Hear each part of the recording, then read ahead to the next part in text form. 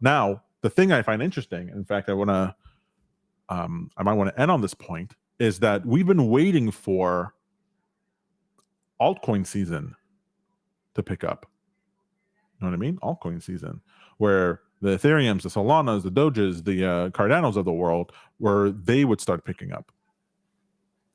Well, my dears, we're starting to see that. Actually, let me pull up.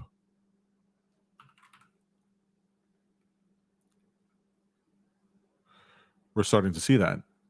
This is Cardano today, right? Beautiful pattern. So we have here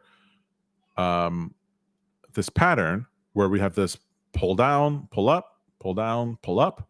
And so the idea that Cardano might rocket from over here, to me, is like basically a guarantee. Basically. Not financial. Do your own research. Do your own research, not financial advice. Everything I'm saying, do the opposite of, and you'll probably have better luck. But this, to me, is a beautiful breakout or potential breakout. We take a look at Solana, still in accumulation mode. We'll see what happens there. Let's move on to a more serious token. Doge. Doge, we have this pattern. Same thing. Pull down to trend. Rise up, pull down the trend, rise up, pull down the trend, rise up. So do we see Doge rising 400% over before the end of the year? Yes. Maybe. But you tell me, you look at that chart, and you tell me that chart doesn't look like it wants to rise, baby. And of course, XRP, which XRP is special, right? Because there's a connection to Tether, the USDT, and then there's a whole thing that's going on in stablecoins in the market where I've mentioned this elsewhere, but the stablecoin market is one of the major buyers of U.S. Treasuries. What did I say the Fed was in the market of? They're there to sell bonds. Sell bonds. Yeah. By buying bonds, but selling bonds to the primary dealers and to other people. And so if the stablecoin market and XRP and Circle and all that are buying treasuries, do you think the government wants to stop that from happening? Are they actually buying treasuries? They're buying massive amounts of treasuries.